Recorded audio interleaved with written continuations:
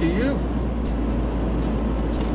So, as mentioned, I mentioned that because of this cold, I probably wouldn't be getting chemo today, and well, exactly how it went down.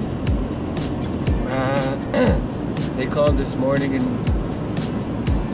returned my message saying that yeah, because I had a mild fever and a continued bit of a cold left, that we would not be doing chemo today, and we rescheduled for next Wednesday.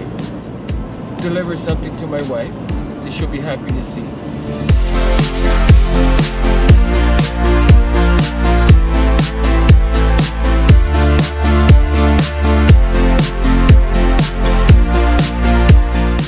In the continuing adventures of going on a bus, I just found out I might be trapped here for a couple hours.